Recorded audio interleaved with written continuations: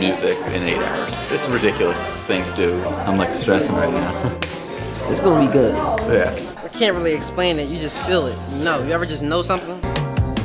I was a little nervous. What's up, y'all? We at the Live to Be Legendary podcast. It's your boy, First the Legend. Got my co-host, Sko.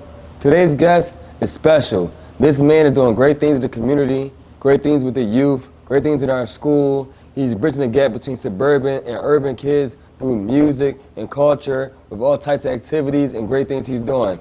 Give it up, y'all, for today's guest, the director of Philly Sound Change, Mike. So that's one. There's this girl, Meadow, who, so we put out a call for auditions last spring, and we had kids from like 25 different schools audition. And this girl's dad, like, is a tattoo artist in Jersey, and like does like all these rappers, all these like football players, NBA players, like big time tattoo artists. And he sends me like some video of her for her audition.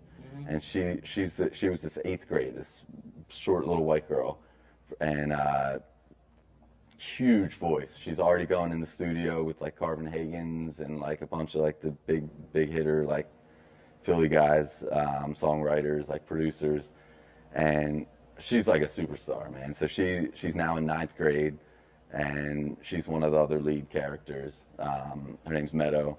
And she's also just like super talented, but also like as a kid that young, not afraid to like get into those conversations. Because, talking about race isn't always easy. And I think white people especially like don't have a lot of experience necessarily with those conversations. And like she's just like fully herself. I told him on the first day of rehearsal, I was like, this show could flop and it doesn't matter if you guys build community with each other. Like, at the end of the day, like that's what this is, and like they're just a little family, and it's been beautiful. Lifelong connection. I think so. My question for you is, because you would be considered like an outsider looking in, right? Because you were raised in a different neighborhood, like under a different culture, right? So from like the outside looking in, what do you think is lacking with like a lot of the kids that you get? Because I'm sure you see kids from all walks of life, right? Some kids are privileged, some kids are not. So for the kids who are not so privileged, right, because you're in an underserved neighborhood, what do you think is the biggest thing that's like lacking or like that is needed? Whether it be like in the homes, whatever the case, the school, what the school is lacking, or what is it? At the school level, I can say I think like creativity. I think like the schools are just kind of like churning through doing the things like, I guess there's a lot of regulations for what they have to do or how many days or what the hours or what the courses they need to take. And there's a lot of just going through the motions, I feel like, in a lot of the schools. Whereas like, I think the schools that are really successful have something like creative going on for the kids. And I'm a creative guy. Like I've always been drawn to creative projects.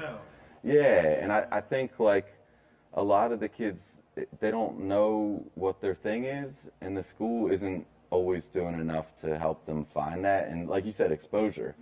Like I think exposure is a big thing, man. Like these kids need to see enough things so that they know like that's what I want to get into, and then they need the space and the time to do that, and we don't give them the space and the time to be creative and explore. Yeah.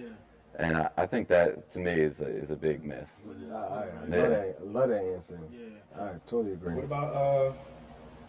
about like the kid just like in their lives and you think it's like lacking, just from what you see, what you experience? It's tough because even in the community where I work, like it's diverse, man. Like there's a lot of different kids who come from a lot of different backgrounds that have a lot of, so it's tough to say that this is the thing that's lacking. So I think that would be a hard question for me to answer.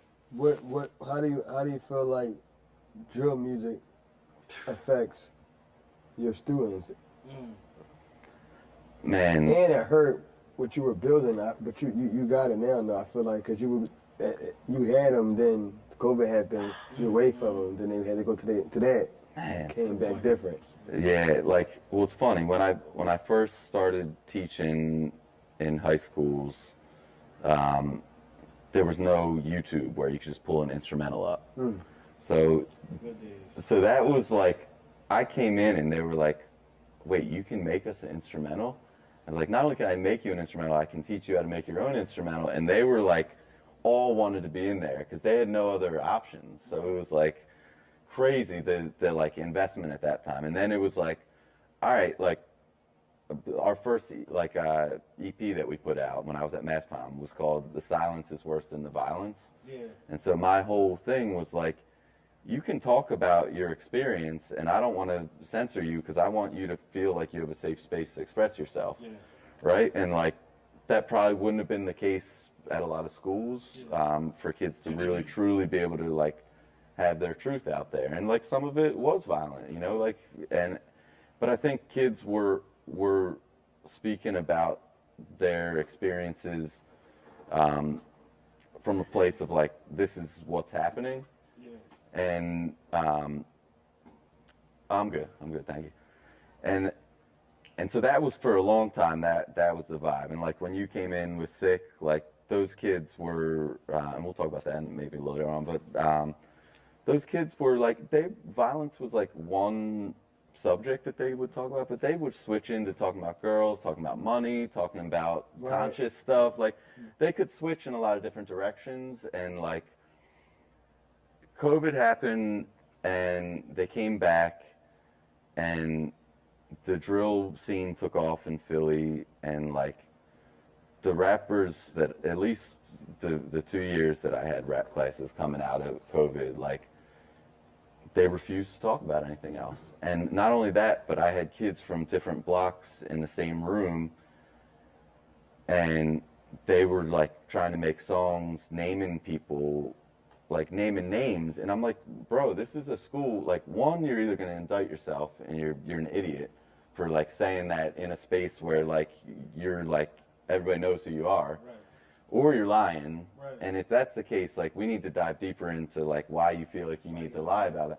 And I do a whole like history where we talk about NWA and like how gangster rap started and how the record labels made a lot of money off of that. So like I have a lot of background knowledge of that I've always had in my curriculum. But they went on a strike.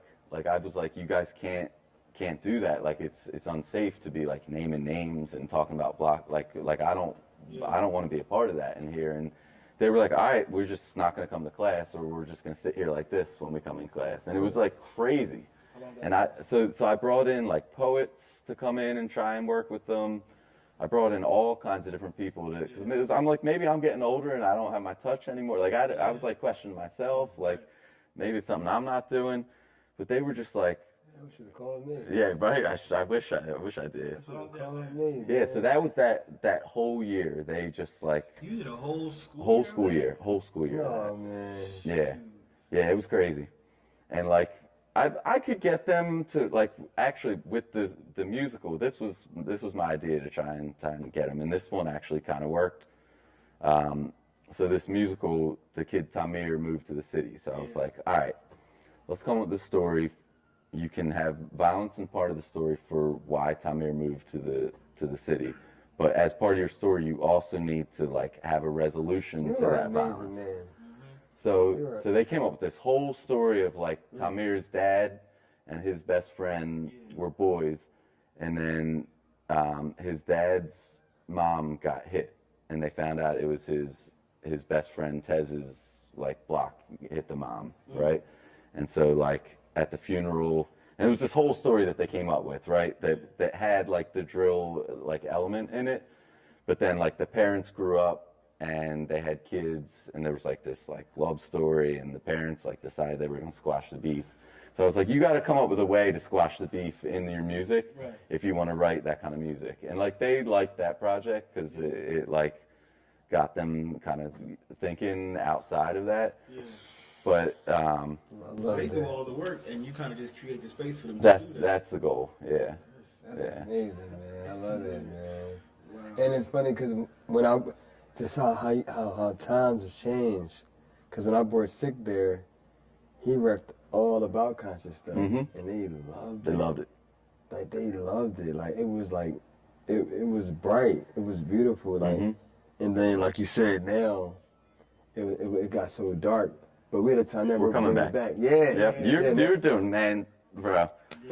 Bringing it back. Yeah, you're doing a lot. Bringing it back, and that's why it's funny to sit with you because when I came in his classroom recently, he had about 8 artists in there, all races, all different instruments, and when it played, it was magic to my ears. It was so beautiful, man. Like it made me kind of emotional because that's what the world needs. Like he has his own heavenly thing going on, and it's just like it just brought me back to when I was young. Cause that's how my school was. You know, I didn't understand race until I went to high school, and high school wasn't really a thing because I went to Bodine, a national school, so I still was euphoric. But then I went to Penn State. I went to Penn State after that, so I still was. I was there last night. I was at that game. Come on, man. Come on. Live to be Legendary is proudly sponsored by Philly Real Estate Services and Solutions. Are you a Philadelphia landlord in need of expert landlord-tenant services? Look no further. Philly Real Estate Services and Solutions is here to represent you in landlord-tenant court, ensuring a smooth and hassle-free experience. Give them a call at 610-235-7998. Again, the number is 610-235-7998.